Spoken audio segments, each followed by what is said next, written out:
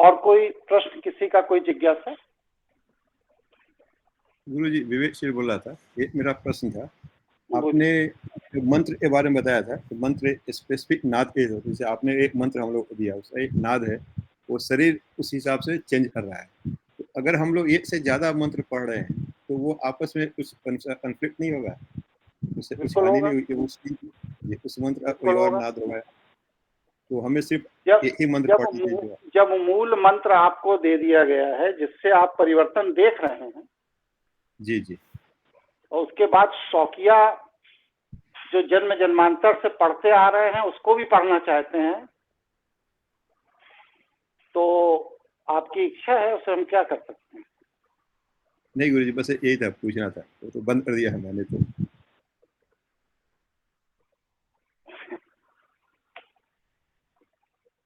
जो चीज दी गई है वो मूल मंत्र है, बाकी जन्म जन्मांतर से पीतल, तांबा, लोहा कंधे पर ढो रहे हैं, आज भी ढोने का शौक है, सोने के बाद भी तो ढोते रहिए भाई, क्या किया?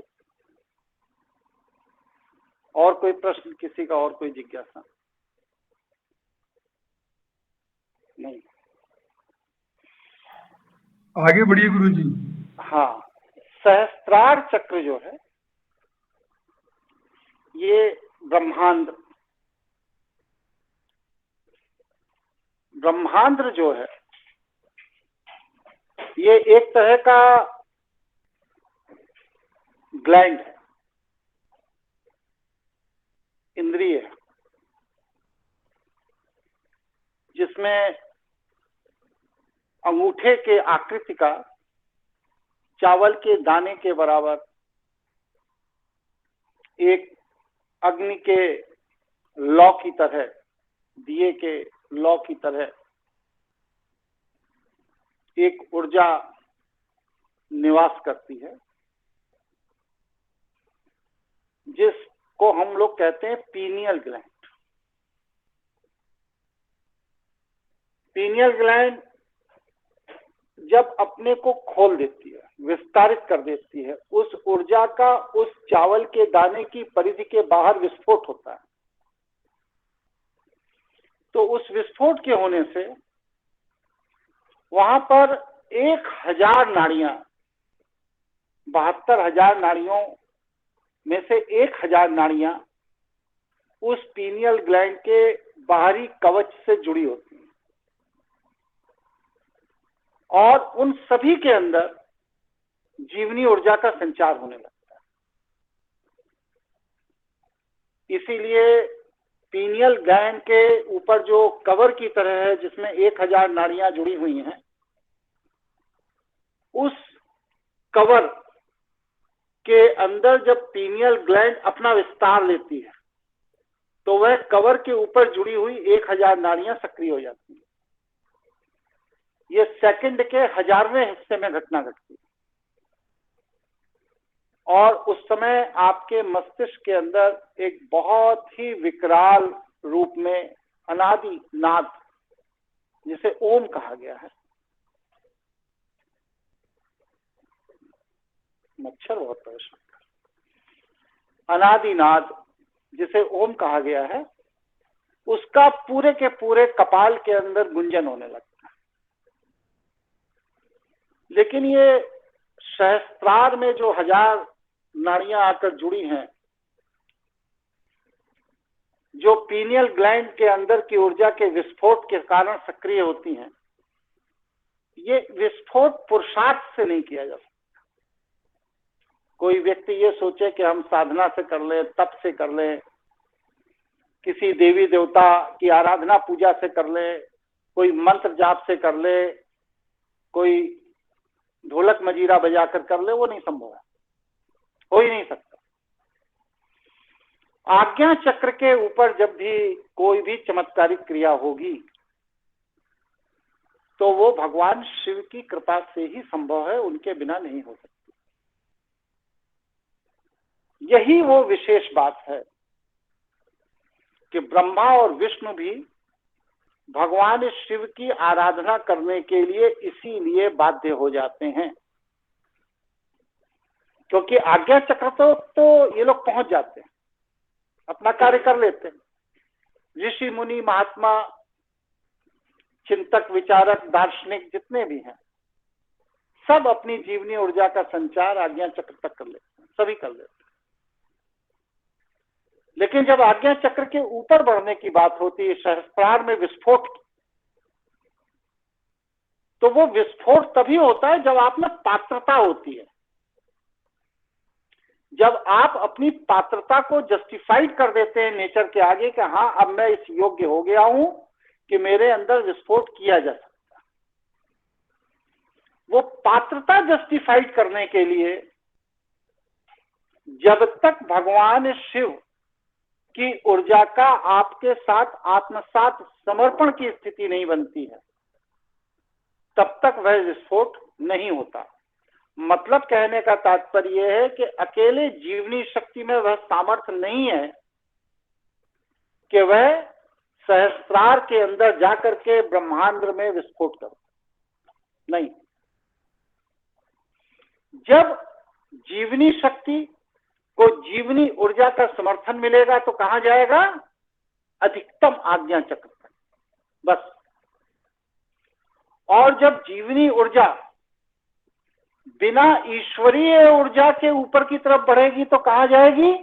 अधिकतम आज्ञा चक्र तक। बहुत ताकत लगा लेंगे पीनियल ग्लैंड में चली जाएगी, लेकिन पीनियल ग्लैंड में वो प्रेशर क्रिएट नहीं कर पाएगी कि वहां पर विस्फोट हो जाए।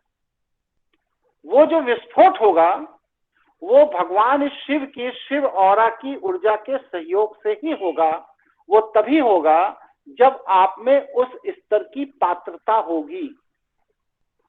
अगर उस स्तर की पात्रता आप में नहीं है तो ये पुरुषार्थ का विषय नहीं है कि आप अपने सहस्त्रार को जागृत कर लें। कोई प्रश्न, कोई जिज्ञासा हो तो बताइए। जी नहीं है। हाँ बोलिए शिवाय जी, कुछ पूछना जी, मैं कह रहा था गुरुजी, इस स्थिति में पात्रता का अर्थ क्या है? मतलब किस प्रकार की पात्रता? पात्रता 3 स्तर की होनी चाहिए। पहला तो अपनी सभी नाड़ियों का शोधन करके नाड़ियों में वह सामर्थ्य पैदा कर लेना चाहिए कि वह इस विस्फोट से संचालित ऊर्जा को आत्मसात कर सके। दूसरी पात्रता यह होनी चाहिए कि आपके चित्त के अंदर जो संस्कार और पूर्वाग्रह बैठे हैं वो नष्ट हो चुके हों, नहीं तो सहस्त्रार जागृत होने के बाद आप अपने संस्कारों और पूर्वाग्रह के अनुसार कार्य करना शुरू कर देंगे, जो प्रकृति के लिए एक समस्या हो जाएंगे। और तीसरा सबसे महत्वपूर्ण बात है कि आप जिस समय सहस्त्रार को जागृत कर लेते हैं उस समय आपके पास वही सब शक्तियां प्राप्त हो जाती हैं जो भगवान को प्राप्त होती हैं। मतलब आप पंचतत्व को नियंत्रित करने और संचालित करने का सामर्थ्य प्राप्त कर लेते हैं।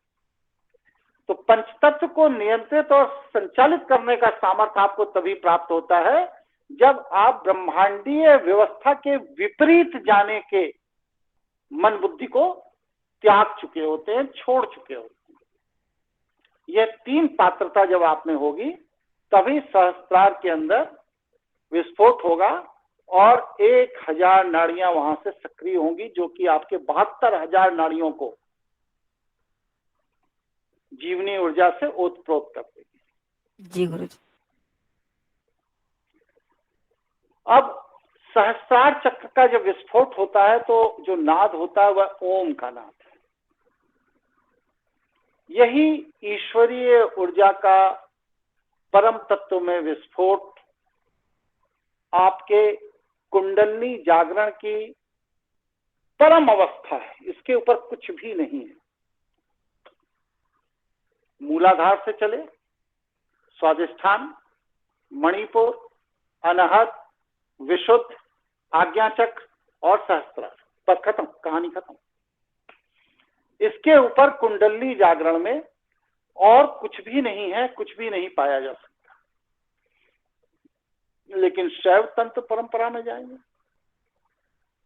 तो वह सहस्त्रार को वह गेट बताते, वो रास्ता बताते हैं जिस रास्ते से आप घुस करके ब्रह्मांडीय ऊर्जा में अपने को समाहित करते हैं, उसे कहते हैं व्योम चक्र। सहस्त्रार से ऊपर, सहस्त्रार तक सारे चक्र मस्तिष्क के अंदर। ये व्योम चक्र आपके ऑरे के ऊपर होता है। आपका ऑरा जितना ऊंचा होगा उतनी ऊंचाई पर, किसी का 2 फीट की ऊंचाई पे होगा, किसी का 5 का होगा, किसी का 10 का होगा, किसी का 100 फीट की ऊंचाई पर होगा। तो व्योम चक्र आपके ऑरे का जो सबसे ऊंचा स्थल होता है, वहां पर वह व्योम चक्र स्थापित होता है। और उस व्योम चक्र में जाने का रास्ता सहस्त्रार उसका प्रवेश द्वार है। जब सहस्त्रार में विस्फोट होता है तो वहां से व्योम चक्र में जाने का मार्ग खुलता है। ये शैव तंत्र शैली का विधान। कोई प्रश्न, कोई जिज्ञासा हो तो पूछिए, फिर आगे बढ़े। गुरुजी प्रणाम, मैं बलजीत बोल रहा हूँ। मेरा एक प्रश्न है बताइए। कि जैसे मान लो कोई अनहद चक्र को जागृत करता है या कोई विशुद्धि को कर लेता है, तो जिस चक्र को वो जागृत कर लेता है, तो जैसे नीचे के जो चक्र है वो स्वतः जागृत होते हैं या केवल ऊपर ही जागरण होता है? नहीं, मैंने अनेक बार ये बात बताई है, आपने ध्यान से सुना नहीं।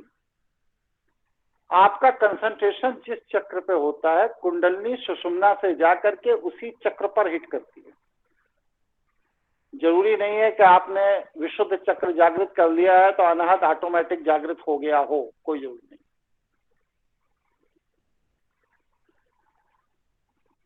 जी धन्यवाद गुरु। और कोई साथी कुछ जानना चाहते हैं? शिवाय बात कर रहा हूँ गुरुजी। बोलिए। एक साधक जो आज्ञा चक्र तक पहुंच गया, उसकी शक्तियों की अधिकतम सीमा क्या है? और जो सहस्त्रार तक पहुंच गया उसकी दोनों की सीमा क्या है? आपने कहा सहस्त्रार वाला पंच तत्वों को नियंत्रित कर सकता है, आज्ञा चक्र वाला किसी भी चक्र को, किसी भी तत्व को नियंत्रित नहीं कर पाएगा। मतलब सीमाएं क्या है दोनों की? करेगा जी। आज्ञा चक्र पंच तत्वों के साथ संवाद कर सकता है, नियंत्रित नहीं करता, सिर्फ संवाद करता है। नियंत्रित वो तभी होगा जब आपका सहस्त्रार जागृत हो। जी। आप संवाद के द्वारा उनसे कोई काम करा लें आज्ञा चक्र के प्रभाव से, वो एक अलग बात है, लेकिन वहां पर आपकी डिक्टेटरशिप नहीं चलेगी। आपको प्रकृति ने डिक्टेटरशिप का अधिकार तभी देगी जब आपका सहस्त्रार चक्र जागृत हो गया। जी गुरु। और इस सहस्त्रार चक्र के जागृत हो जाने से व्यक्ति का 8 आयाम पर नियंत्रण होता है। वह 8 आयाम कौन कौन से हैं? सबसे पहला आयाम क्या है, जिस 3 आयाम में हम लोग जीते हैं? लंबाई, चौड़ाई और ऊंचाई, 3 डायमेंशनल, जो ये दुनिया बनी हुई है। फिर इसके बाद अगर आप ज्योतिष की तरफ बढ़ जाते हैं तो लंबाई, चौड़ाई, ऊंचाई के बाद आ जाता काल, समय। लेकिन अगर आप तंत्र के क्षेत्र में आते हैं तो लंबाई, चौड़ाई, ऊंचाई के बाद जो चौथा आयाम है वह है नाद, ध्वनि। और नाद के बाद फिर 5वां आयाम क्या है? वह है ऊर्जा, अर्थात तापमान को नियंत्रित करने का सामर्थ्य। हमारी पीनियल ग्लैंड में वो सामर्थ्य होता है कि उस सामर्थ्य के द्वारा आप 21,000 डिग्री तापमान तक प्रकृति के किसी भी तत्व को गर्म कर सकते, या -21,000 डिग्री तापमान तक प्रकृति के किसी भी तत्व को ठंडा कर सकते। यह आपके पीनियल ग्लैंड में सामर्थ्य होता है, जिसको अब कृत्रिम रूप से करने का प्रयास मशीनों द्वारा किया जा रहा है, जिसे हर्प टेक्नोलॉजी कही गई।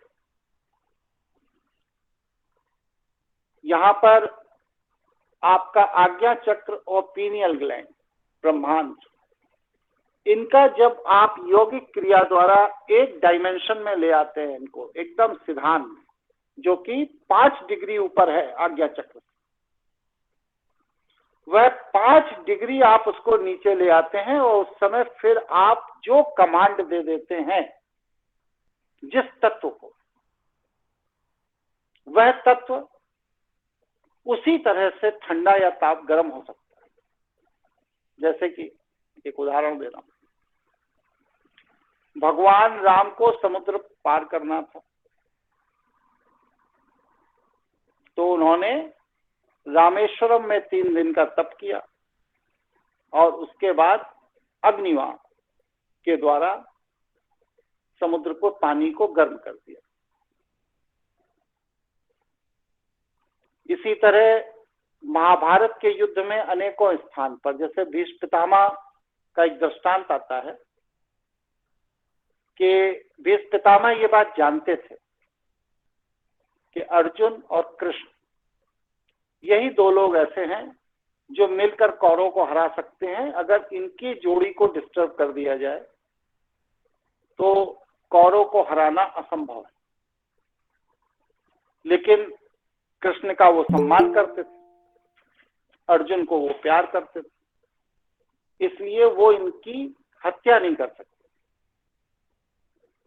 अतः उन्होंने पहले ही दिन, पहले ही क्षण, पहला ही वार जो किया, वो अग्निवाण द्वारा अर्जुन के रथ को जलाने का कमांड दिया, प्रयास किया। महाभारत में ऐसा वर्णन आता है कि 18वें दिन जब युद्ध समाप्त होने लगा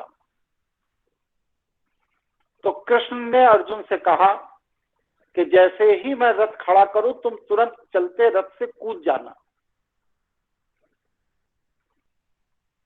और जैसे ही रथ युद्ध भूमि में युद्ध के समाप्त होने के बाद खड़ा किया, तुरंत अर्जुन चलते रथ से कूद गए, कृष्ण चलते रथ से कूद गए और पूरा का पूरा रथ धू धू धू करके जलने लगा। बहुत तेजी से उसमें आगे निकलने लगे। तब अर्जुन ने पूछा कृष्ण से, ये क्या है? तो उन्होंने कहा कि भीष्म पितामह ने तुम्हारे रथ को पहले ही दिन अग्नि को समर्पित कर दिया था, लेकिन मैंने काल के प्रवाह को नियंत्रित करके उस घटना को 18 दिन के लिए टाल दिया था, और अब वह 18 दिन की अवधि पूरी हो गई है, इसलिए रथ तुम्हारा जलकर नष्ट हो गया, जो पहले ही दिन हो जाना चाहिए। क्योंकि भीष्म पितामह का ये मंतव्य था कि अगर अर्जुन के रथ को मैं निरंतर जलाता रहूंगा तो ये युद्ध आगे बढ़ ही नहीं सकता।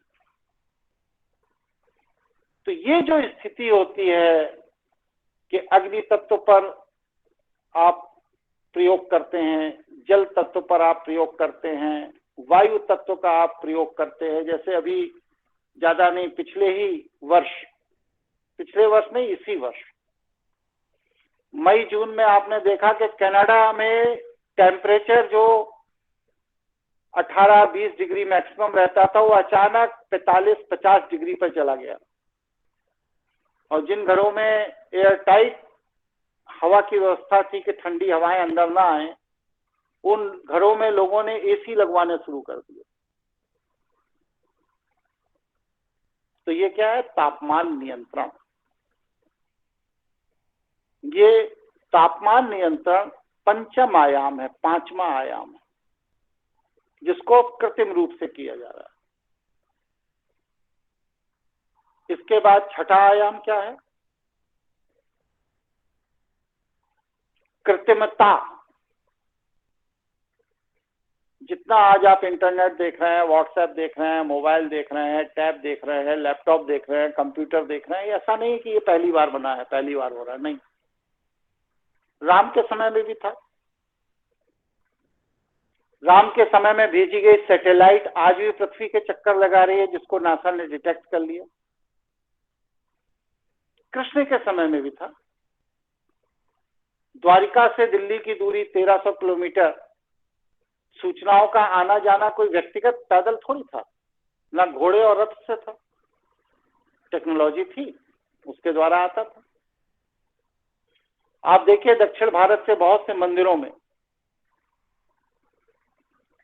दीवालों के ऊपर टैब और मोबाइल फोन के आकृति छपी हुई है, जो 1200, 1500, 1800 साल पुरानी कलाकृतियां हैं। टैब और मोबाइल तो अभी 50 साल के अंदर आया, 1800 साल पहले की कलाकृति कैसे, लेकिन है। तो ये एक चक्र है तकनीकी का, जो चलता रहता है, हर युग में आता है, जाता है, आता है, जाता है। तो ये जो आर्टिफिशियल इंटेलिजेंस है, कृत्रिम बुद्धि, एआई, इसको पहले के काल में किसी और नाम से जाना जाता था। लेकिन ऐसा नहीं है कि पहले ये चीजें नहीं थी, पहले भी थी। तो ये जो कृत्रिम बुद्धि है, कृत्रिमता है, यह कृत्रिमता हमारे छठे आयाम के अंतर्गत आती है, जहां पर मनुष्य कुछ नहीं करता, सब चीजें यंत्र करते हैं और मनुष्य बस सिर्फ सुख भोगता है। यहां तक हम लोग पहुंच गए छठे आयाम। अब इसके बाद 7, 8 2 आयाम बाकी है, और उन 2 आयामों तक पहुंचते ही, जैसे ही 9वें आयाम में आप प्रवेश करेंगे, आपकी सभ्यता नष्ट हो जाएगी, जैसे कि राम रावण के युद्ध के बाद नष्ट हो गई, जैसे कि कृष्ण के महाभारत के बाद नष्ट हो गई, या जैसे कि गौतम बुद्ध के बौद्ध परंपरा के शुरुआत करने के बाद सनातन धर्म पूरी तरह नष्ट हो गया, फिर से पुनर्स्थापित हुआ। इसी तरह वर्तमान मानवीय जो व्यवस्थाएं हैं, वो पूरी तरह से 9वें चक्र में प्रवेश करते ही नष्ट हो जाएंगी। और ये 9वें चक्र का प्रवेश गणित के दृष्टि से भी अगर देखा जाए तो 9 का अर्थ 0 ही है। इसीलिए 9 के आगे की जो डिजिट है 10, उसमें प्रथम 1 आ जाता है। अगर उनका मूलांक जोड़ा जाए तो फिर 1 आ जाता है। और आप किसी भी डिजिट में कहीं भी जहां 9 शब्द का, 9 अक्षर का प्रयोग किया है संख्या का, उसके अंदर अगर 5 डिजिट है, 4 डिजिट है, 6 डिजिट है, 10 डिजिट है, और आप 9 को हटाकर उसकी जगह 0 लिख दीजिए, तब भी मूलांक में कोई परिवर्तन कभी नहीं होता। ये प्रकृति की व्यवस्था। उदाहरण, सुशील जांगिड़ जी जुड़े हैं, नहीं जुड़े हैं आज? जी गुरु जी, जुड़ा हुआ। आपने ये नहीं कहा सबूत पेश किया जाए? अरे गुरु जी, आप तो मन की बात को हमेशा पढ़ के बोलते हैं, ये है चीजें, तो मैं पहले स्टार्टिंग में बोल देता हूँ चीजें अपने मन से। तो सुशील जी, एक कोई ऐसी डिजिट लीजिए जो 4-5 अक्षर की हो और उसमें 1 बार या 2 बार 9 आता हो। बताइए। जी गुरु जी, अभी ले लेता हूँ। 1, बोलिए। 1, 7, बोलते 3, जाइए। 1, 7, 3, 6 और 9। 1, 7, 3, 6, 9 जी। अब इनको आपस में जोड़ दीजिए। 1 और 7 8 हो गया जी। 8, 3, 11 हो गया। 6 17। 11 में जब 6 जोड़ेंगे तो ये हो जाएगा 17, और 17 में 9 जोड़ेंगे तो 26 हो जाएगा। 26। तो 2 और 6 को जोड़ेंगे तो 8 मूलांक आ गया। जी अब आप 9 के स्थान पर 0 लिख दीजिए। जी अब जोड़िए।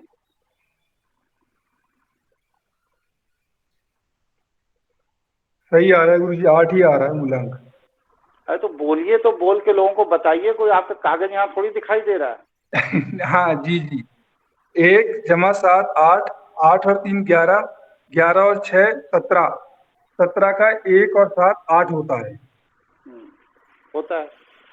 जी तो देखिए 9 की जगह 0 लिखने पर मूलांक में कोई परिवर्तन नहीं आया, और मूलांक 1 से 9 ही होते हैं। हो सकता है सुशील जांगिड़ जी का हमारा पहले से फिक्स हो, कोई और साथी प्रयोग करना चाहते हो तो बताएं, अपना नाम बताइए। मैंने पूरा भरोसा है। नहीं गुरुजी, हमने करके देख लिया दूसरे नंबर पे भी साथ ही साथ। गुरुजी आपने पहले भी बताया, ये व्याख्यान में हमने सुना है। तो 9 और 0 एक दूसरे के प्रतिबिंब है, एक सिक्के के दो पहलू। अर्थात कहने का तात्पर्य यह है कि जब कभी भी आप 8वें आयाम को क्रॉस करके 9वें आयाम में प्रवेश करेंगे तो प्रकृति की व्यवस्था के तहत आप 0 हो जाएंगे, फिर आपको पहले आयाम से अपना काम शुरू करना पड़ेगा। 7वां आयाम क्या है?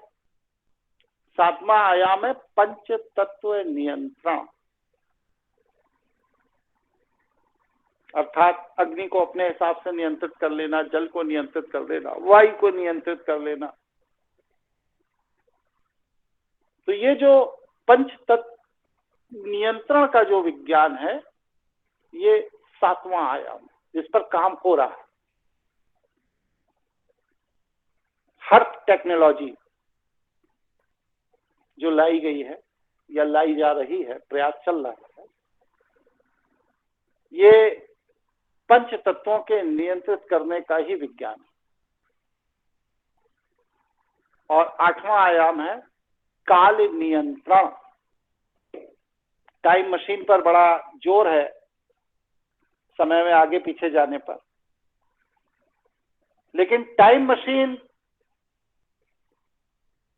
सफल नहीं हो पा रहा। क्यों नहीं हो पा रहा? इसका कोई कारण बता सकता है? इसमें तो कई वैज्ञानिक लोग भी जुड़े हैं, कई आईटी के बच्चे भी जुड़े हैं। बताइए, टाइम मशीन क्यों नहीं बन पा रही है?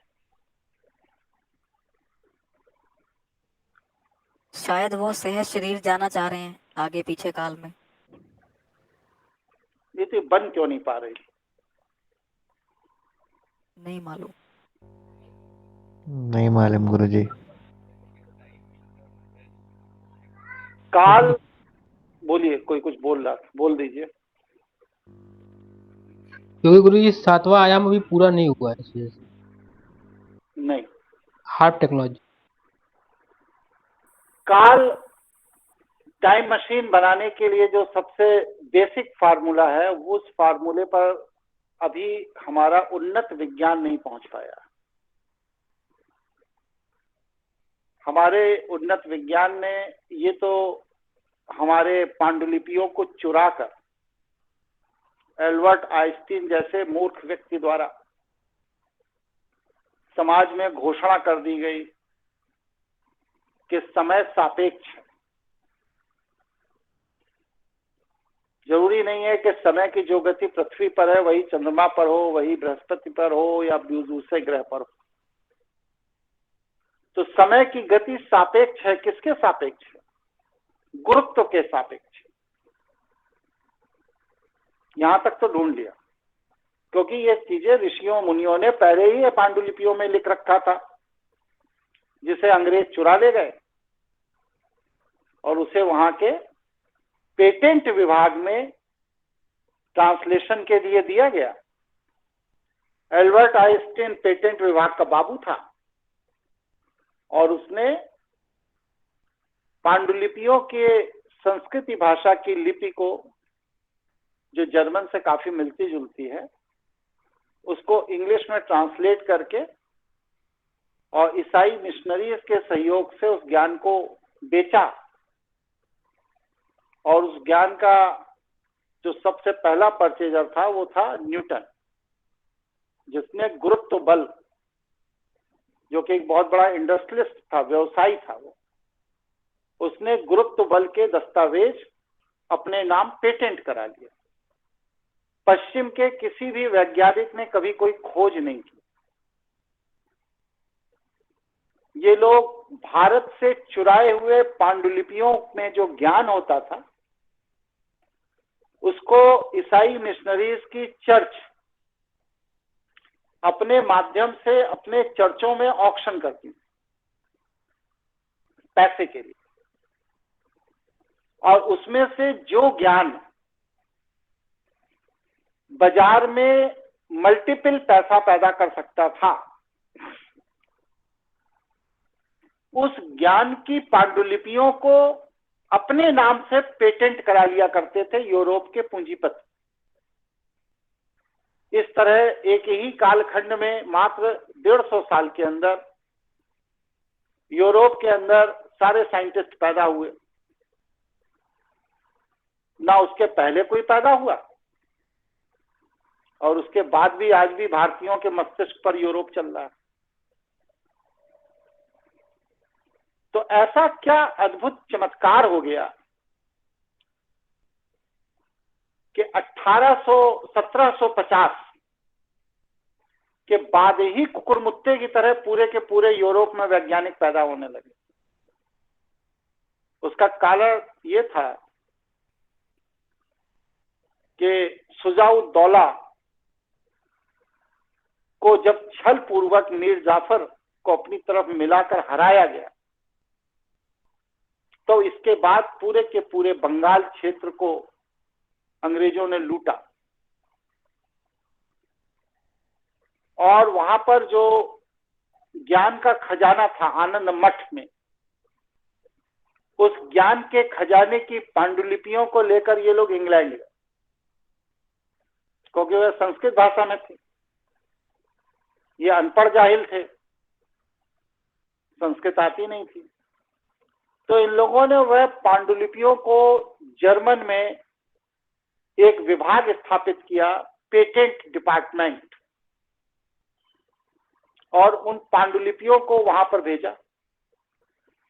वहां पर जर्मन में कुछ लोग थे जो संस्कृत भाषा के काफी अच्छे जानकार थे, मैक्स म्यूलर वगैरह, जो संस्कृत पर इक्वल कमांड रखते थे, ऐसा उनका दावा था।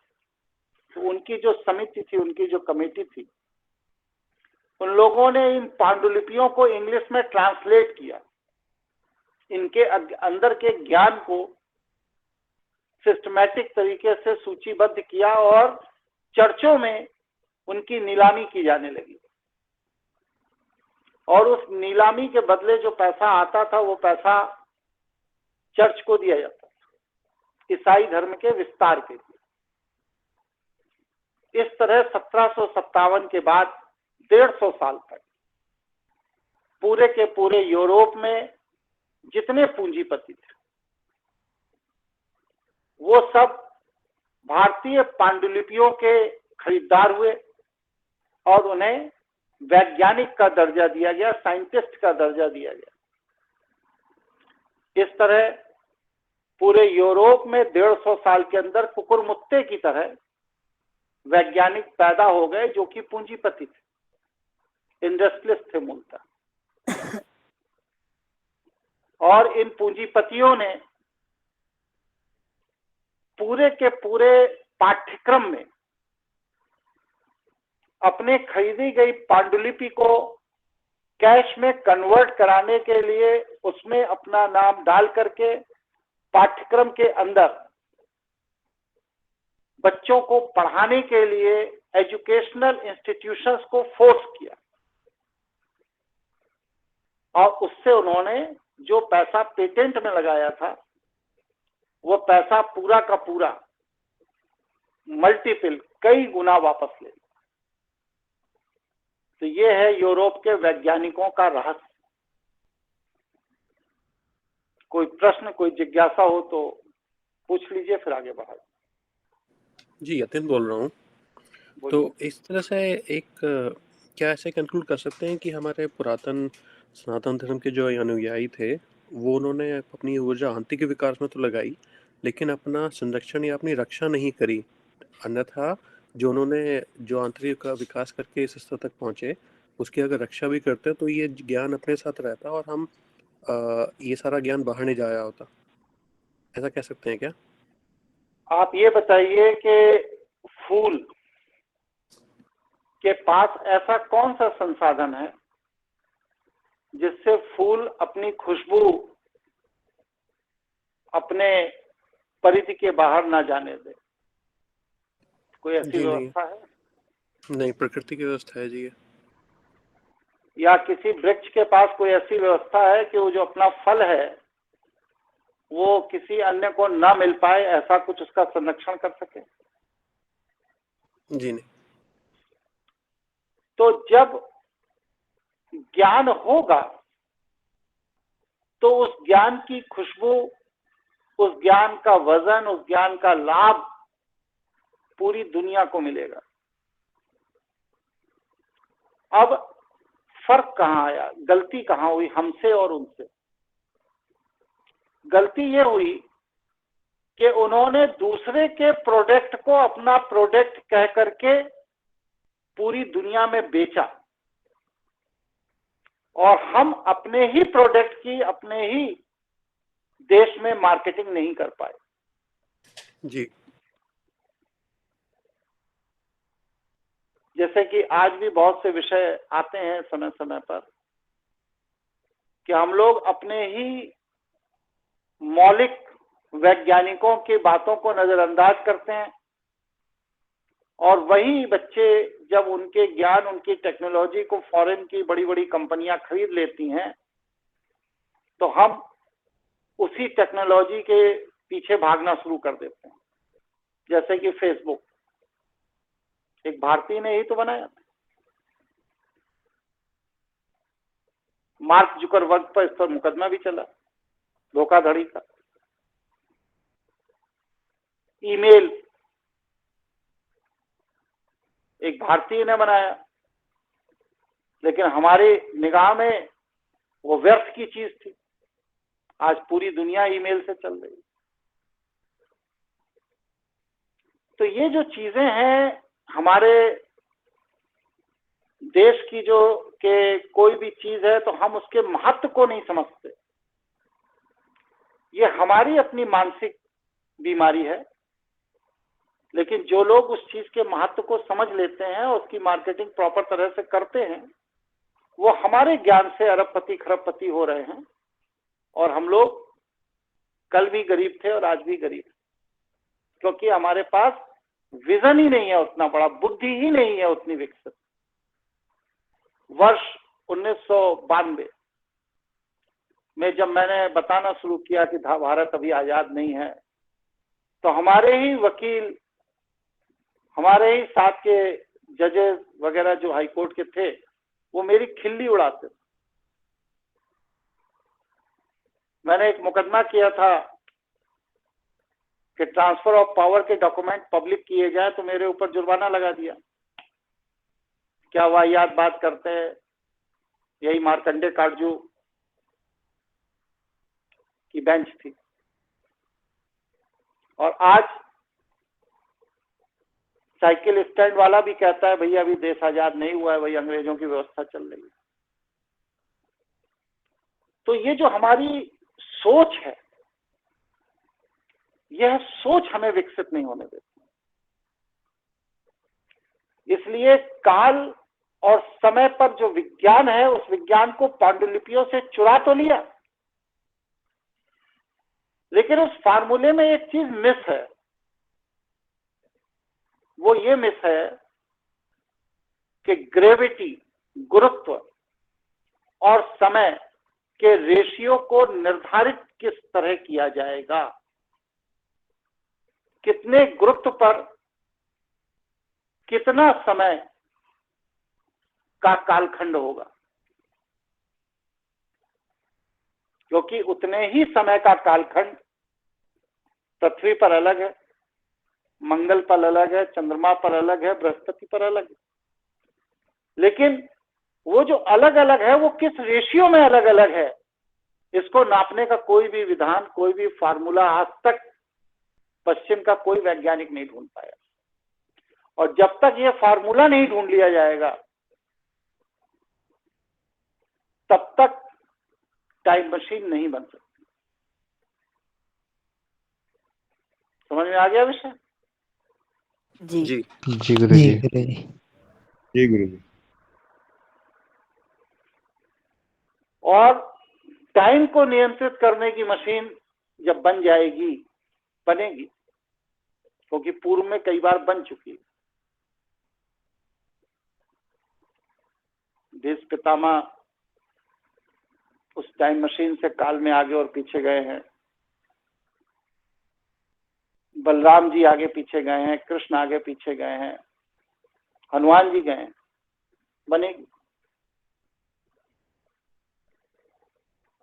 फिर इसके बाद जो आखिरी जद्दोजहद होगी 9वें आयाम की, वो होगी ब्रह्मांड पर किसका नियंत्रण हो।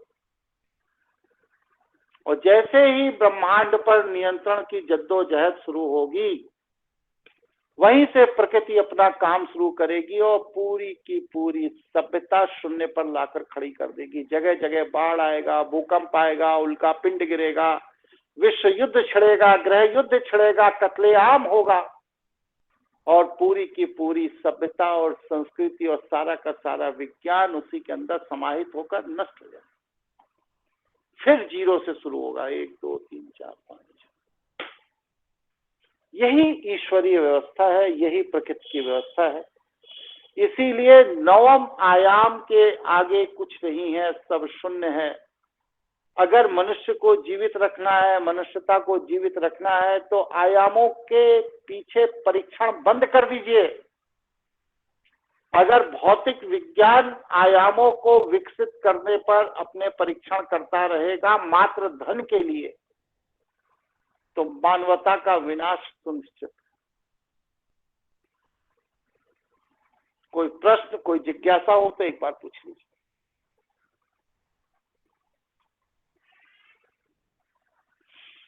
हेलो, बोलिए। जब गुरुजी ये विषय चल रहा था अभी, तो उसी दौरान ना आपने ब्रह्मरंध्र को 5 डिग्री वाली कोई बात करी थी। एक बार आप उसे दोबारा बता सकते हैं? 5 डिग्री बराबर कर कर सुन इस लिया तरह से। है, बता रहा हूँ, धैर्य रखिए, बता रहा हूँ। आज्ञा चक्र जो रुद्र ग्रंथि है यहाँ पर 1.5 इंच अंदर, और पीनियल ग्लैंड जो मध्य मस्तिष्क के बीचों बीच की ग्रंथि है, ब्रह्मांड, इन दोनों में 5 डिग्री का अंतर है।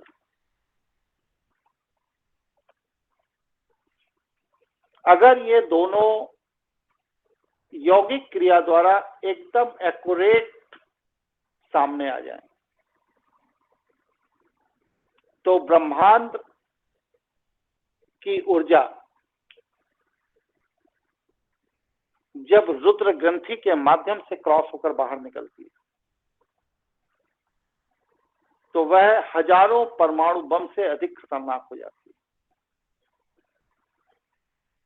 वह अगर तापमान बढ़ाने पर आ जाए तो 21,000 डिग्री तक का टेम्परेचर पैदा कर सकती है, और अगर तापमान गिराने पर आ जाए तो वह -21,000 डिग्री टेम्परेचर तक तापमान को गिरा सकती है।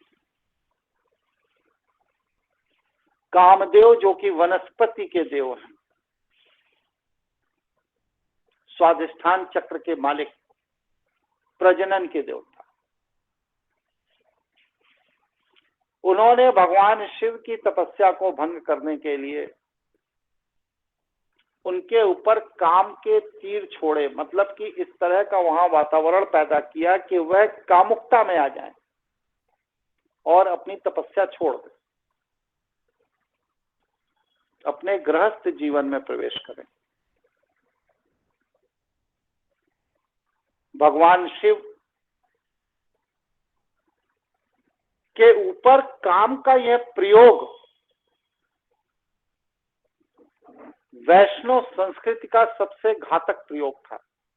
अगर उस प्रयोग में वैष्णव सफल हो जाते तो शायद आज हम शैव सभ्यता के बारे में आपको ना बता रहे होते।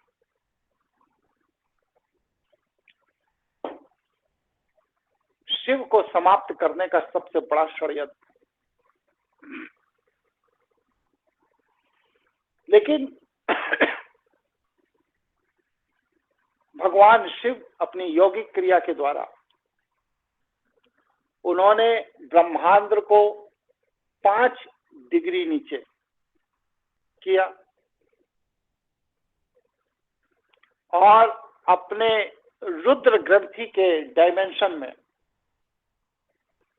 काम अर्थात मनोहर कामुक प्रकृति को लेकर जैसे ही दृष्टि डाली, वैसे ही संपूर्ण प्रकृति जलकर भस्म हो गई। कहते काम जलकर भस्म हो गया। इतनी बड़ी प्रकृति चंद सेकंड में कैसे भस्म हो सकती? इसका तात्पर्य यह है कि इतना हाई टेम्परेचर वहां पैदा हुआ उस स्थान पर कि आज भी तिब्बत के उस क्षेत्र में चट्टानें पिघली हुई मिलती, जहां पर यह प्रयोग किया गया था। किसी डिवाइस, किसी इंस्ट्रूमेंट, किसी परमाणु बम से नहीं, बस सिर्फ पीनियल ग्लैंड और रुद्र ग्रंथि के माध्यम से। तो प्रकृति द्वारा कपाल के अंदर एक कटोरा है, उस कटोरे के अंदर फ्लूइड है, उस फ्लूइड में मस्तिष्क तैर रहा है और वह फ्लूइड में पानी इतना ऊपर रहता है कि मस्तिष्क की जो पीनियल ग्लैंड है वो कभी भी रुद्र ग्रंथि के सापेक्ष नहीं आता है, कभी नहीं आता। लेकिन यौगिक क्रिया द्वारा अगर उस पीनियल ग्लैंड को थोड़ा सा नीचे ले आया जाए और रुद्र ग्रंथि के सापेक्ष वो पीनियल ग्लैंड आ जाए, सापेक्ष, आप शिखा जिस जगह रखते हैं उससे 2 इंच नीचे, फिर इसके बाद आप भयंकर जाड़े को गर्मी में बदल सकते हैं, भयंकर गर्मी को जाड़े में बदल सकते हैं, बरसात में बदल सकते हैं या कुछ भी कर सकते हैं। अगर इसको देखना हो, जानना हो, समझना हो तो आप पढ़िए संत ज्ञानेश्वर की आत्मकथा। संत ज्ञानेश्वर एक ऐसे व्यक्ति थे जिनके पिता ब्राह्मण होकर के उन्होंने शूद्र वर्ण की कन्या के साथ विवाह कर लिया और समाज के दबाव में उन्हें जल समाधि लेनी पड़ी प्रयाग में, और उसके बाद 3 बच्चे अनाथ हो गए क्योंकि पिता का कुकृत्य था। अतः लोगों ने बच्चों का पोषण बंद कर दिया। ज्ञानेश्वर सबसे बड़े थे, तो कहीं से भिक्षाटन करके ये थोड़ी सी रोटी का आटा ले आए गेहूं का। लोगों ने लकड़ी नहीं दी, खाना नहीं बनाने दिया। तब उन्होंने अपने शरीर के तापमान को इतना बढ़ा लिया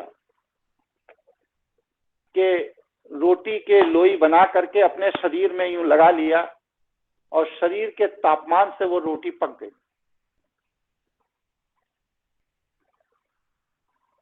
यह है यौगिक क्रिया।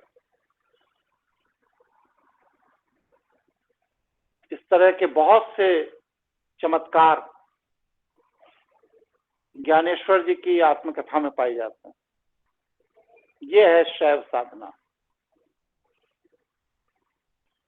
कोई प्रश्न, कोई जिज्ञासा हो तो पूछ लीजिए, फिर और आगे बढ़ें। तो जी, रुद्र ग्रंथि और पीनियल के बीच जो 5 डिग्री का अंतर है, इसका समापन ही क्या शस्त्रार्थ का जागरण बोला जाएगा? नहीं, ये अलग, वो उससे अलग हो जाएगा विषय जी। तो 9वां आयाम ही शून्य है और नयम आयाम में जब भी आप प्रवेश करेंगे तो प्रकृति आपको शून्य पर लाकर खड़ा कर देगी। इसीलिए कहा जाता है कि सहस्त्रार चक्र में प्रवेश करते ही व्यक्ति निर्विकल्प समाधि में चला जाता है, क्योंकि यहाँ पर सहस्त्रार में प्रवेश का मतलब ही है कि भगवान शिव के एग्जामिनेशन में वह व्यक्ति पास हो गया और उसके चित्त के अंदर के बुद्धि और संस्कार पूर्वाग्रह वगैरह सब कुछ एकदम साफ सुथरे हो गए। अब वह कहीं भी किसी भी कामना और वासना से प्रभावित नहीं है, तभी सहस्त्रार में प्रवेश करेगा। यहां तक कुंडलनी जागरण का पाठ, लेकिन कुंडलनी जागरण के नुकसान भी हैं बहुत सारे। फायदे की बात सब लोग करते हैं क्योंकि उससे फायदे की बात करने से पैसा मिलता है, लेकिन कुंडलनी जागरण के नुकसान भी हैं। क्या है, कोई बता सकता है? आपने से बताइए।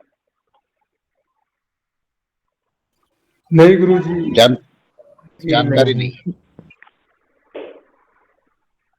कुंडलनी जागरण का सबसे पहला जो नुकसान है वह यह है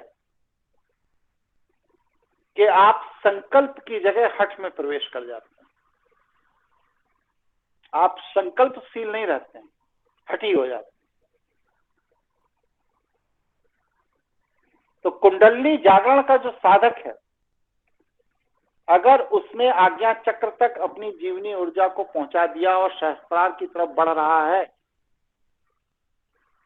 तो फिर उसका विवेक नष्ट हो जाता, अच्छे और बुरे की पहचान खत्म हो जाती, वह व्यक्ति जिद्दी हो जाता, हठी हो जाता। जैसे कि उदाहरण पूछेंगे, अभी सुशील जांगीर जी कहेंगे सबूत पेश किए जाए। जी गुरुजी। तो विश्वामित्र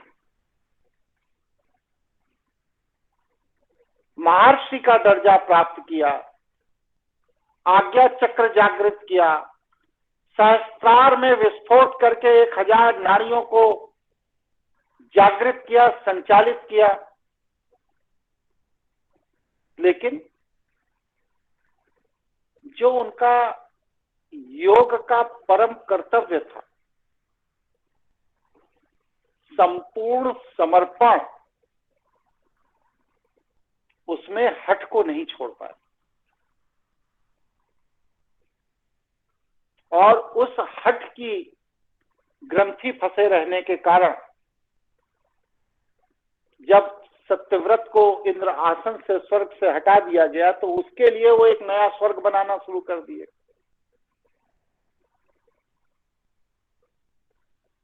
जैसे कि दुर्वासा ऋषि, मन के अनुरूप कोई बात नहीं हुई, श्राप दे दिया। ये हठ है। प्रकृति को मानने वाला जैसे वशिष्ठ ऋषि, कभी किसी को कोई श्राप नहीं दिया, और जबकि वह सहस्त्रार में प्रवेश कर चुके थे। तो कुंडलनी जागरण में अगर थोड़ा सा आखिरी मूवमेंट पर आज्ञा चक्र के आगे बढ़ने में संस्कारों का इम्पैक्ट कहीं भी रह गया, थोड़ा लेश मात्र भी, तो ऐसा व्यक्ति कुंडलनी जागरण की प्रक्रिया करते करते करते करते हठी हो जाता है और फिर हठ के कारण उसका सर्वनाश होता है, ये सुनिश्चित है। इसलिए अगर अपने को सर्वनाश से बचाना है तो कुंडलनी जागरण की प्रक्रिया में निर्मल हृदय से प्रवेश करिए, हठ का प्रयोग मत करिए, वरना वशिष्ठ जैसे तपस्वी के आगे विश्वामित्र जैसे हठी महर्षि की जो दुर्गति हुई वो आपको झेलनी पड़ेगी। कुंडलनी जागरण की पराकाष्ठा पर पहुंचते समय जब उन्होंने हठ का प्रयोग किया योग में, तो भगवान शिव के शाप से वो जहां कहीं भी जाते थे वहां दुर्भिक्ष फैल जाता था, अकाल फैल जाता था। लोगों ने उनको बुलाना बंद कर दिया, क्योंकि लोग जानते थे कि वो जिस राज्य में पैर रखेंगे वहीं पर अकाल फैल जाएगा। कहते नहीं, जहां जहां पांव पड़े संतन के वहीं वहीं हो गए सत्यानाश। तो ये उस श्रेणी के संत हो गए, जहां पांव रख दें वहीं सत्यानाश ही हो।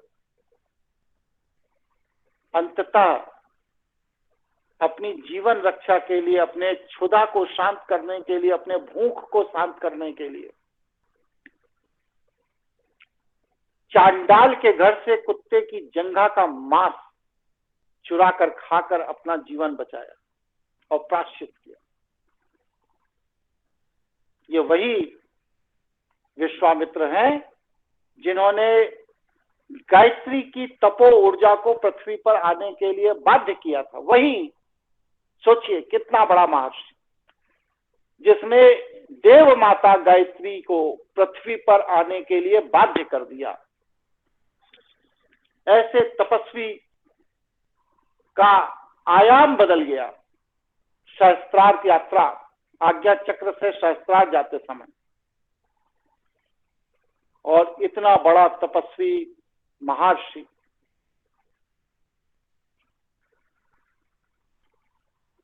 हठ योग के प्रभाव में आ गया और अपने ही सर्वनाश का कारक बना।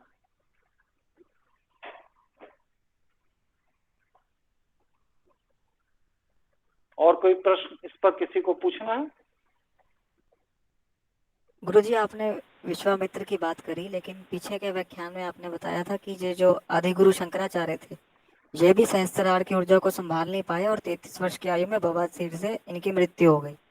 तो यहाँ पर भी इनकी भी कोई हट थी संस्कारों में, या बिल्कुल इनका यह क्या कारण रहा? बौद्ध धर्म को उखाड़ के फेंकना है, सनातन धर्म को पुनः स्थापित करना, ये हट था इनका। और दूसरी ओर कहा जाता है कि ऐसी विशेष आत्माएं ईश्वर के निर्देश पे भेजी जाती हैं, लेकिन निश्चित उद्देश्य के लिए। आप जब यहाँ आते हैं, अब जैसे आपको मैंने जयपुर भेजा जी किसी उद्देश्य के लिए, जी, वहां पर आप गए और मेरे प्रभाव के कारण लोग आपको हाथों हाथ लेने लगे, आपका हर काम सुनने लगे, और आपने वहां पर लूटपाट और ठगी शुरू कर दी, तो क्या होगा? अर्थात आदि गुरु क्या बौद्ध विहारों में नागाओं को इकट्ठा करके कत्लेआम करने के लिए आदि गुरु शंकराचार्य को भेजा गया था क्या? ये तो नहीं मैं जानता। इतिहास ही तो नहीं पढ़ते आप लोग, यही तो आप लोगों की सबसे बड़ी दिक्कत है। न पढ़ेंगे न जानेंगे, बस ख्याली पुलाव कथावाचकों की कथाओं पे करते रहेंगे। कम से कम 10 लाख लोगों की हत्या कराई थी आदि गुरु शंकराचार्य। इस भीषण नरसंहार के लिए तो नहीं भेजा गया था उनको। पुष्यमित्र शुंग के बाद बौद्धों की अगर सबसे बड़ा कत्लेआम हुआ है तो वह आदि गुरु शंकराचार्य के नेतृत्व में हुआ।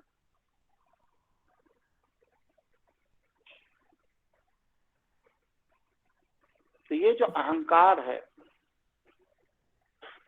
यह आपके साधना में कब आपको अहंकार की तरफ ले जाए, कब हठ की तरफ ले जाए, और कब आप अपने प्रारब्ध के विपरीत चले जाए, कोई नहीं जानता।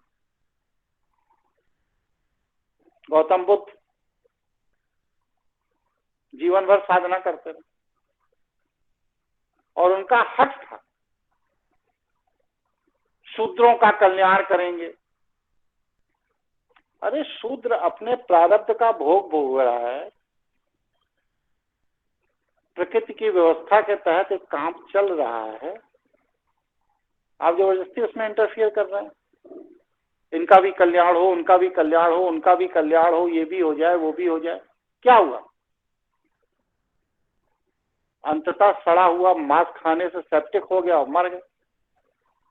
और वही शूद्र जिनको जीवन भर अहिंसा की दीक्षा देते रहे, वही इनकी लाश रखी रही और वो 10 दिन तक आपस में युद्ध करते रहे कि इनकी लाश पर कब्जा मेरा होगा।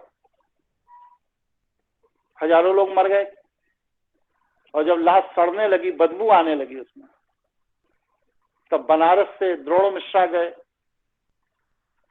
उन्होंने राजा मल्ल से भूमि लेकर के उसकी अंत्येष्टि करवाई और वो भी अधजली लाश के टुकड़े टुकड़े करके 84 अलग अलग पात्रों में रख करके बौद्ध अनुयायियों को दे दिया गया, जिस पर 84 स्तूप बने। तो ये हट का ही परिणाम जी।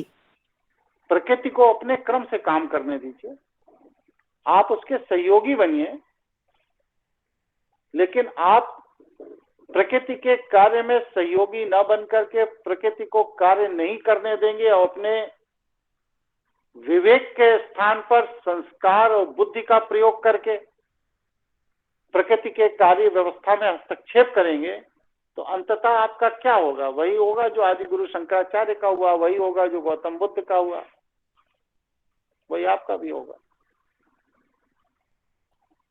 इसीलिए मैं आज अभी इसी समय तत्काल ये कार्यक्रम बंद करने की स्थिति में रहता हूं। जिज्ञासु की जिज्ञासा है तो बताऊंगा, नहीं जिज्ञासा है तुरंत बंद। क्योंकि अगर आपकी जिज्ञासा खत्म हो गई तो इसका मतलब यह है कि प्रकृति का ये सिग्नल आ गया कि बस अब इस ज्ञान को आगे बताने की जरूरत नहीं है। पंडित श्री राम शर्मा आचार्य इतने बड़े गायत्री भक्त तपोभूमि चलाते थे, डायरिया हो गया, सारे दांत फड़ के गिर गए, बोल नहीं पाते थे।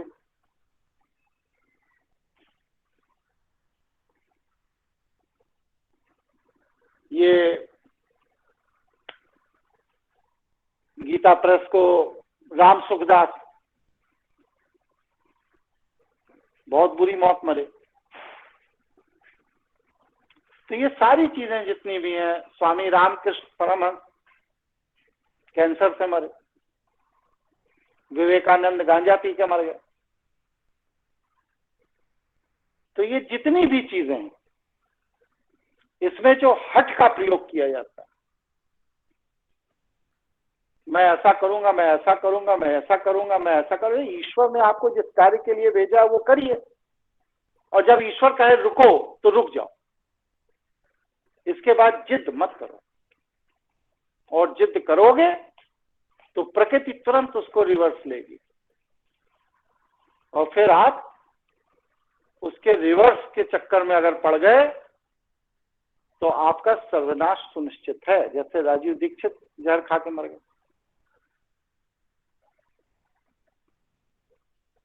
दयानंद सरस्वती मर गए, कितने नाम गिना भाई आपको। जिनको आज मूर्ति पूजा की जा रही, बड़े बड़े दिव्य परमात्मा आत्मा के अंश माने जा रहे हैं, सब अकाल मृत्यु में मरे। क्यों मरे भाई अकाल मृत्यु में? सहज मौत किसी की क्यों नहीं हुई? वो इसीलिए हुई कि इन सभी लोगों ने ईश्वर की कृपा से जब यश को प्राप्त किया तो उस यश के प्रभाव में इतना चले गए कि वहां पर ईश्वर की कृपा के स्थान पर अपने हठ से काम करना शुरू कर दिया, अपनी जिद से काम करना शुरू कर दिया। तो ईश्वर ने कहा ठीक है, तो हमसे ज्यादा ताकतवर बन रहे हो तो लो, कहानी खत्म। तो ये जो कहानी खत्म वाला हिस्सा है, ये बहुत खतरनाक है कुंडलनी जागरण। कुंडलनी प्रकृति की आपातकालीन व्यवस्था है, विशेष स्थिति विशेष परिस्थिति के लिए है। और जब आप कुंडलनी को योग और अभ्यास के द्वारा जागृत करके निरंतर उस ऊर्जा का प्रवाह अपने इंद्रियों में करते रहेंगे निरंतर, तब क्या होगा? बहुत बुरी मौत मरे। आपको ऐसे ऐसे रोग होंगे कि डॉक्टर की गणित समझ ही नहीं पाएगी कि हुआ क्या आपको। इसीलिए कुंडलनी की आपातकालीन ऊर्जा का निरंतर प्रवाह बॉडी के हार्मोनल सिस्टम को पूरी तरह नष्ट भ्रष्ट कर सकता है, आपको पागल कर सकता है, आपकी नसें फट सकती हैं, आपको पैरालिसिस हो सकता है, आपको हेमरेज हो सकता है। इसलिए कुंडलनी का उतना ही साधना करिए जितना ईश्वर द्वारा आपके शरीर को सामर्थ्य दिया गया है। उसके पीछे पागलों की तरह मत पड़ जाइए। यह शरीर संसार में आया है, संसार में रहेगा और आप इस शरीर को संसार में ही छोड़ के चले जाओगे। संसार किसका कार्य क्षेत्र है? माया का। और जब संसार माया का कार्य क्षेत्र है और आप माया के कार्य क्षेत्र में हो तो माया के अनुसार चलिए ना, वहां पर हट करने की क्या जरूरत है? अब हम यहां से सिंगापुर जाएंगे और सड़क के ऊपर कूड़ा फेंकेंगे, थूकेंगे तो हमारे ऊपर पेनल्टी लगेगी, जेल भी जाना पड़ सकता है। हम ये कह के थोड़ी बच जाएंगे कि हम इंडिया से आए साहब इसलिए माई बाप माफ कर दीजिए, नहीं बचेंगे। उसी तरह आप देवलोक से आए हैं पृथ्वी पर काम करने के लिए। पृथ्वी माया के क्षेत्राधीन है तो माया के अनुसार काम करिए। देवलोक से जितनी ऊर्जा लेकर आए हैं उतना ही वह आपका सहयोग करेगी। लेकिन व्यक्ति को जब यश मिलता है, सम्मान मिलता है, धन मिलता है, भेंट मिलती है, तो व्यक्ति भूल जाता है कि वह ईश्वर का कार्य करने आया। वो फिर उसे अपने अहंकार से पोषित करने लगता है। यही हट है, यहीं से सर्वनाश होता है। इसलिए कुंडलनी जागरण से प्राप्त ऊर्जा का दुरुपयोग आपका सर्वनाश भी कर सकता है, इस बात का भी ध्यान रखिएगा जी। कोई प्रश्न, कोई जिज्ञासा हो तो पूछ लीजिए। गुरुजी मेरा एक प्रश्न है, मैं दामोदर बोल रहा हूँ। बोलिए। जब हम गोरक्षक का कार्य करते हैं या कुछ और ऐसे कुछ कार्य करते हैं तो कभी कभार हमला होता है, कभी कभार हिंसा का सहायता भी लेना पड़ता है, तो इसमें क्या ये हम गलत होते हैं, क्या होते हैं, इसके बारे में ज्यादा बताइए। ईश्वर जितना कार्य लेना चाहता है उतने के लिए कभी कोई अवरोध नहीं आएगा। जब भी आप ईश्वर के कार्य से इतर अपनी बुद्धि या अपने अहंकार से काम करेंगे तो आपको हजार तरह की समस्याओं का सामना करना पड़ेगा। इसलिए जहां तक ईश्वर की आज्ञा प्राप्त है वहीं तक कार्य करिए, इसके आगे नहीं। बस जी इसमें एक और प्रश्न है, जो अभी वैक्सीनेशन लेने के लिए हम हट रूप में बैठे हैं कि नहीं लेना है बोल के, ये क्या गलत है कि ये तो हम वैक्सीनेशन ईश्वरीय कार्य नहीं है ना। नहीं तो फिर मतलब अभी कई सारे लोग बोलते हैं सर्टिफिकेट मैनेज होगा, ये होगा, सब जन प्रलोभन देते रहते, आजा तू सर्टिफिकेट ले जा, तू काय को इतना पीछे पड़ा है सबके पीछे, तो ले लीजिए। ये सही है? अब सही गलत का मानक क्या है? सरकार ने सोने के सिक्के अपने पास रख लिए और कागज के टुकड़े आपको दे दिए, ये सही है? नहीं। तो आपने सरकार का विरोध किया कि हमें वही सोने वाला सिक्का दो जो हमारी दादी ने दिया था, वहां तो आप चुप हो गए। दुनिया में ना कोई चीज सही होती है ना कोई चीज गलत। दुनिया में बस सिर्फ एक ही चीज होती है, आत्म कल्याण। जिस किसी भी मार्ग से आपका अपना कल्याण हो, बस सिर्फ वही मार्ग सही। और जहां पर आपका विनाश हो रहा हो वह मार्ग गड़बड़ है। चाहे संसार का क्षेत्र हो, चाहे धर्म का क्षेत्र हो, चाहे राजनीति का क्षेत्र हो, चाहे व्यवस्था का क्षेत्र हो, कुछ भी क्षेत्र हो, जहां पर आपका कल्याण हो रहा है लाभ की बात नहीं कर रहा हूँ, कल्याण की बात कर रहा हूँ। नहीं तो लाभ को लोग कल्याण गिनने लगते हैं। जी समाज में बहुत बड़ी मूर्खता है, लाभ और कल्याण एक ही चीज लोग गिनते हैं। तो जहां पर कल्याण हो रहा वो मार्ग ईश्वर का मार्ग, उसको अपनाना चाहिए। ठीक है, नहीं गुरुजी, मैं इसमें कुछ समझा नहीं अभी तक। उसके लिए फोन करिएगा। पब्लिक प्लेटफॉर्म पे इतनी गूढ़ बात नहीं समझाई जा सकती। ठीक है गुरुजी। गुरुजी चंद स्पर्श जी, मेरा एक प्रश्न है गुरुजी कि आपने कहा कि जैसे कुंडलिनी जागरण के बारे में, तो जैसे मैंने आपसे कहा था कि मान लो मैं विशुद्धि चक्र जागरण करना चाहता हूँ, उद्देश्य भी बता दिया। अब ये स्व कैसे पता चलेगा कि हम सही, या स्वतः ही प्रेरणा मिलेगी कि यहाँ तक ठीक है, अब रुक जाना चाहिए, या फिर जैसे जो गुरु का महत्व बताया गया है कि आप उनसे संपर्क, मतलब इसको मैं ठीक तरह से रख नहीं पा रहा हूँ, लेकिन जैसा भी टूटा फूटा है मैं इसको बस जब व्यक्ति अपने निजी स्वार्थ, वासना, कामना, संस्कार, अपने किसी निजी हित के लिए किसी भी देव ऊर्जा का कार्य करता है तो वह गलत। जब व्यक्ति लोक कल्याण के लिए देव ऊर्जा का कार्य करता है तो वह सही। तो जैसे मेरे मन में मैंने बताया था सामाजिक उद्देश्य है, तो सामाजिक उद्देश्य में वही कार्य है जो आपने एक बार पहले सौंपा था, उसको आगे बढ़ाने का कार्य मैं मेरे विचार पे चल रहा था। तो बस यही था, इसके अलावा तो कोई ऐसा उद्देश्य नहीं। उसके पीछे कुछ उद्देश्य रहा होगा ना कि हमको यश प्राप्त हो जाए, धन प्राप्त हो जाए, मान सम्मान बढ़ जाए। हाँ, यश का तो था गुरुजी, बाकी धन का नहीं था। तो ये यश प्राप्त हो, धन प्राप्त हो, मान सम्मान बढ़ जाए, लोग आकर मेरे चरणों में गिर पड़े, मुझे कंधे पर उठा के घूमे, भाई यहीं से चीजें बिगड़ती हैं। यह कामना नहीं होनी चाहिए। मैं कह रहा हूं ना कि अगर नहीं पसंद है तो आज अभी तत्काल ये कार्यक्रम आज से बंद कर सकता हूं, इतनी समझ है। और अगर पसंद है तो अनंत काल तक चलती रहेगी, जब तक मैं मर नहीं जाऊंगा रोज लेता रहूंगा क्लास, क्योंकि यहाँ तो ज्ञान का भंडार है।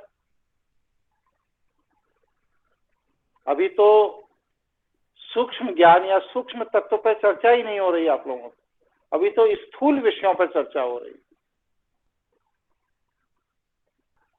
लेकिन गुरुजी जो आप बता रहे हैं इससे निरपेक्ष होना, एक मतलब सभी के लिए मैं बात कर रहा हूँ, ये तो बहुत गहन वो है कि व्यक्ति एकदम उस अवस्था में चला जाए जहाँ कोई कामना ही ना हो। मतलब छोटी मोटी कामना तो कहीं ना कहीं व्यक्ति में रहती है। तो यही तो जन्म जन्मांतर का संग्रहित संस्कार है ना चित्त के अंदर, जिसे जलाना है। मतलब किसी को हानि नहीं कर रहे हैं, लेकिन इतना कामना रहित हो जाना, तो फिर गृहस्थ में व्यक्ति कैसे, क्योंकि घर वाले भी चाहते हैं कि तुम भागी जाओ घर से, फिर मतलब ऐसा थोड़ा सा घर में समझ रहकर क्या कर रहे हैं? कर कुछ नहीं रहे, लेकिन वो चाहते हैं कि तुम चले ही जाओ, फिर कहीं बाबा जी बन जाओ और बन जाइए, क्या दिक्कत? दिक्कत क्या है? भाई घर वाले कहते हैं बाबा जी बन जाओ तो बन जाइए। नहीं, सच में ही बाबा जी तो गुरु जी है ही, लेकिन अब घर तो नहीं छोड़े कहाँ। ये इफ और बट, ये दो शब्द ऐसे खतरनाक शब्द हैं जो व्यक्ति को जीवन में कुछ भी नहीं करना है इससे। यदि और लेकिन, ठीक है जी, धन्यवाद गुरु जी। तो वैसे देखा जाए तो आत्म कल्याण की कामना भी तो एक कामना ही है ना, जिसके लिए हम प्रयास कर रहे आत्म हैं। कल्याण कामना का विषय नहीं है। कि किसने कह दिया कि आत्म कल्याण कामना है? किसने कह दिया? कहाँ पढ़ के आए आप? आत्म कल्याण आपका जन्म सिद्ध अधिकार है। जीव को पृथ्वी पर भेजा ही इसीलिए गया है कि वह अपना आत्म कल्याण करे। और किस लिए आप पृथ्वी पर आए? क्या शादी करने और बच्चे पैदा करने के लिए पृथ्वी पर भेजे गए? आत्म कल्याण के लिए ही पृथ्वी पर आए। जी धन्यवाद। वैष्णव कथावाचकों से दूर रहिए, ये सर्वनाश कर देंगे। आत्म कल्याण कभी भी कामना नहीं हो सकती, नोट कर लीजिए। यह आपकी व्यक्तिगत ईश्वरीय अधिकार आपको प्राप्त है, जिसे कहते हैं जन्म सिद्ध अधिकार प्राप्त है। हम अपना कल्याण करें, अपना आत्म उत्थान करें, ये कभी भी कामना नहीं हो सकती। जी गुरु जी, इसी से प्रश्न था, जैसे हम सब लोग गृहस्थ जीवन में भी है, तो हमारे दूसरे भी कुछ रिस्पॉन्सिबिलिटी है, कुछ ऐसे बच्चे के प्रति, माँ पिताजी जो सबके प्रति, तो उसको हम लोग कैसे अरे अभी हमला तो होगी मेरे बेटा से, अरे कर्तव्य का मेरे माँ है। निर्वहन करिए, जी उसमें लिप्त मत होइए। जी जी पत्नी है, उसके प्रति जो आपके कर्तव्य है उनको पूरा करिए। बेटा है, बेटी है, माता है, पिता है, जो भी है, उनके प्रति जो आपका कर्तव्य है वो पूरा करिए। लेकिन वहाँ कामना भी तो आती है गुरु जी ना, ये अच्छा नहीं करे, ऐसा आएगी, कुछ मन में नहीं आएगी, नहीं आएगी। नहीं है। जी मेरे 112 एपिसोड हो गए, जी आज तक एक भी एपिसोड 8:01 पे शुरू नहीं हुआ। जी जी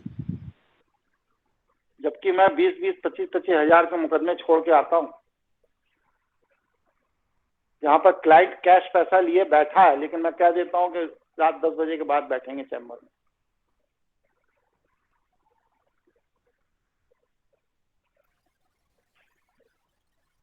ठीक है। जी वही गुरु जी, आप समझ रहे हैं। और वही मैं ये भी कर सकता हूँ ना कि एक नोटिफिकेशन व्हाट्सएप ग्रुप में डाल दूं कि आज का क्लास 8 की जगह 8:30 बजे होगा, पहले सोच लूं, वो 25,000 रुपए अंदर कर लिए जाए, तब जा करके बैठेंगे। नहीं जी गुरु जी, रुपए कहीं नहीं जाएगा, जो आपके प्रारब्ध का भोग है वह आपके पास आएगा ही। इस धरती पर कोई आपके भाग्य का अंश नहीं ले सकता, और जो भाग्य में नहीं है उसे अगर आप पुरुषार्थ से प्राप्त भी कर लें तो भोग नहीं पाएंगे। या तो पुलिस वाला छीन ले जाएगा या डॉक्टर छीन ले जाएंगे। जितनों के घरों में मौत हुई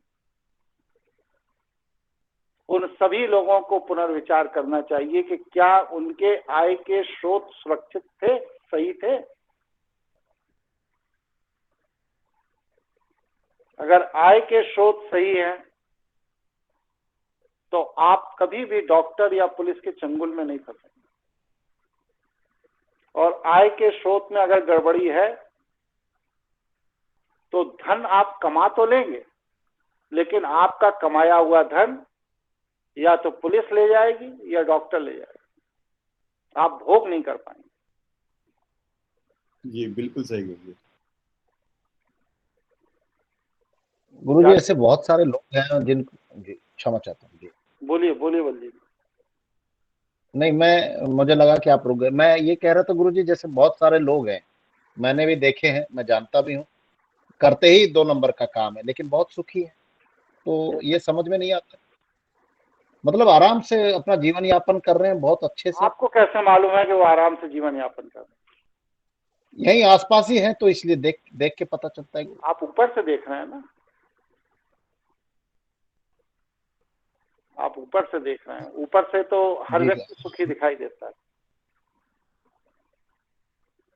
लेकिन जो कर जी रहे जी हैं उनसे पूछिए क्या चैन से सो रहे हैं।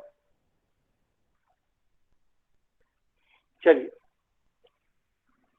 तो बिना तैयारी के साधना के क्षेत्र में उतरना अनेकों तरह की परेशानियों का कारक बनता है। इसलिए कुंडलनी जागरण के क्षेत्र में भी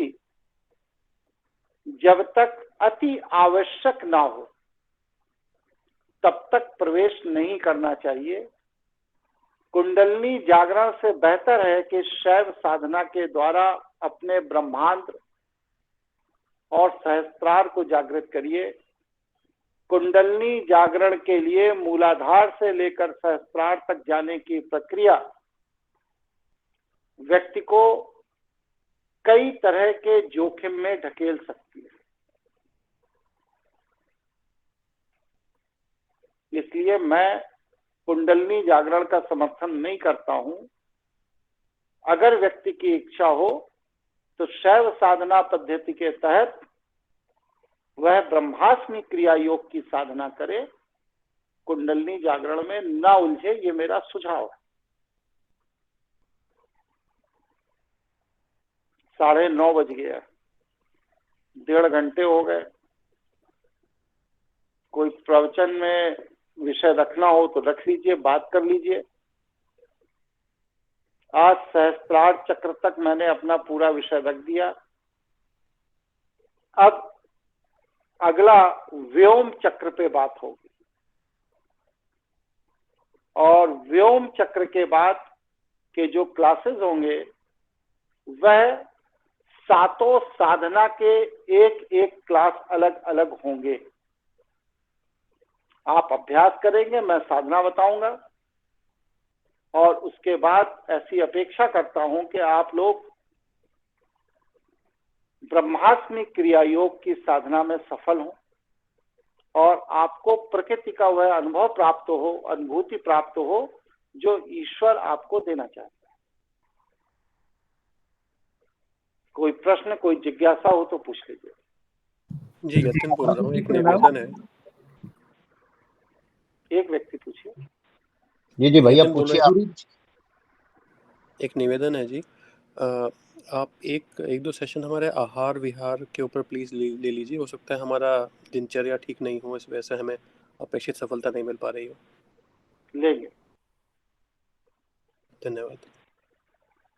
और दूसरा कोई पूछ रहा था? हाँ गुरुजी गुरुजी प्रणाम। गुरुजी प्रणाम, मैं ये पूछना चाह रहा था कि ओरा फोटोग्राफी जैसी कोई चीज होती है क्या?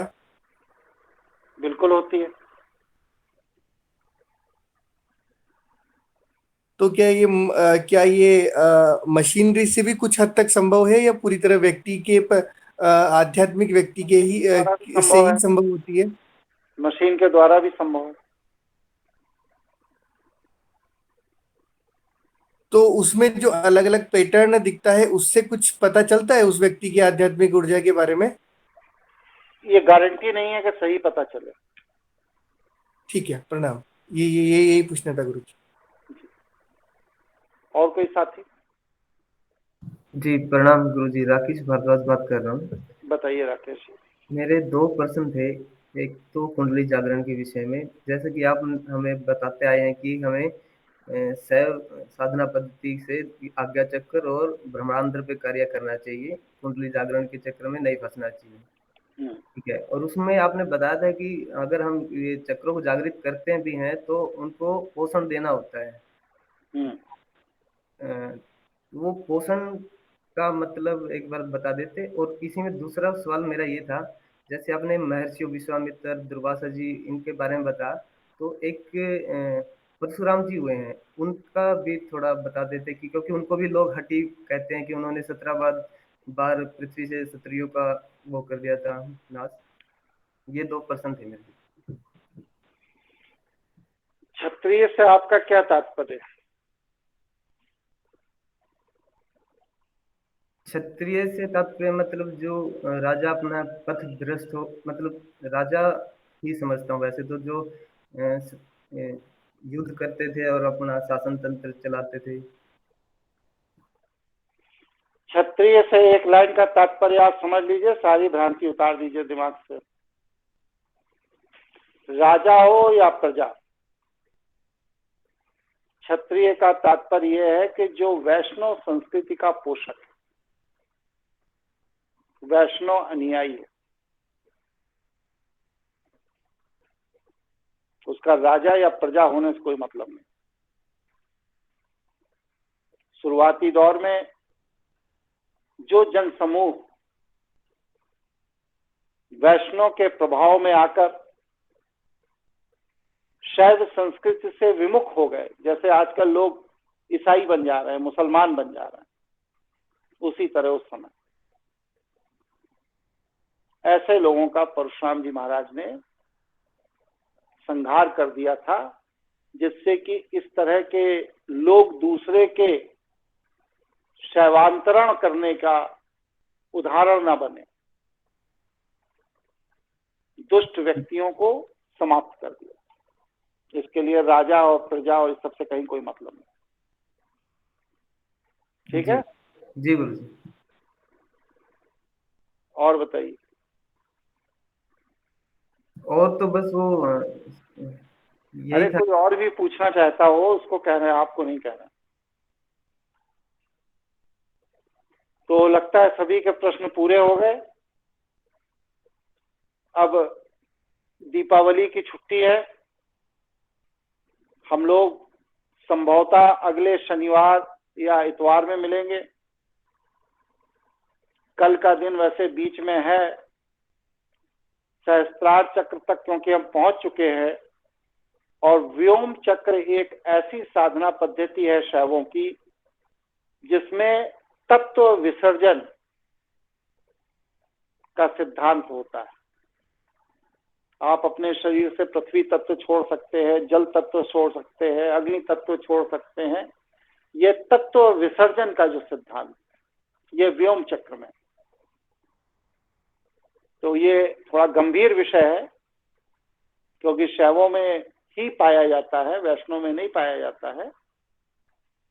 इसलिए ये एक कंप्लीट श्रृंखला चलेगी 3 कथन की, और इसके बाद 7 एपिसोड चलेंगे जिसमें आप लोगों को 7 अलग अलग तरह की साधनाएं बताऊंगा और उनका अभ्यास करके आपको अपनी अनुभूति बताना है। इस तरह से ब्रह्मास्मि क्रिया योग पूर्ण हो जाएगा।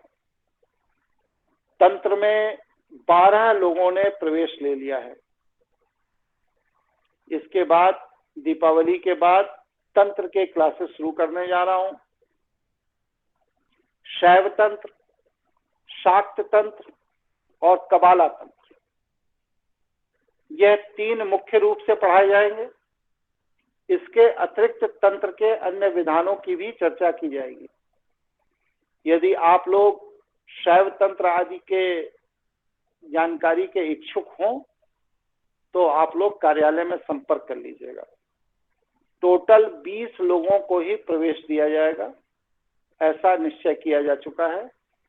8 स्थान अभी हमारे पास रिक्त है। 20 से अधिक लोगों की भीड़ में फिर वार्ता ठीक से हो नहीं पाती। ठीक है गुरुजी, एक बात बोलिए।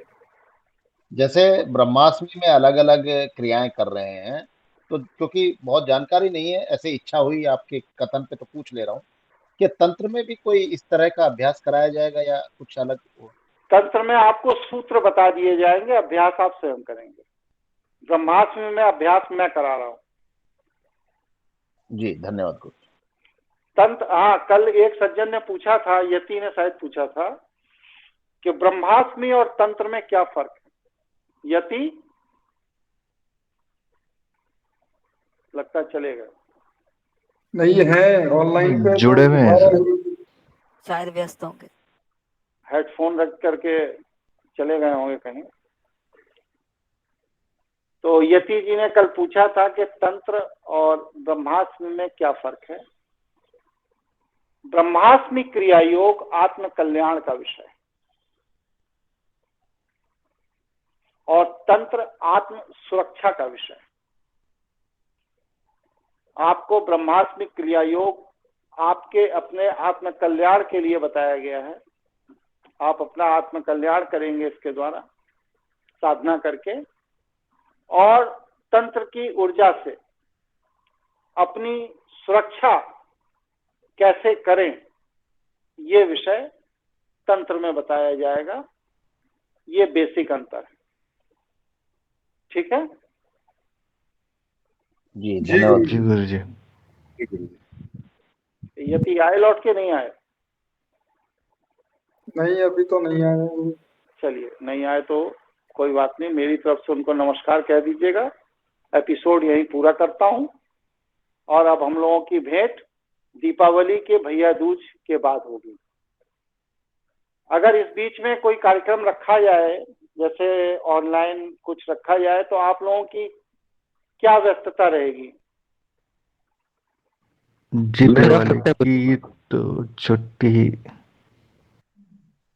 ये उपस्थित रहेंगे गुरु जी? उपस्थित रहेंगे, रख सकते हैं गुरु जी। चलिए, सब लोगों की इच्छा है छुट्टी हो तो फिर छुट्टी ही रख ली जाती। ठीक, गुरु जी रख सकते हैं।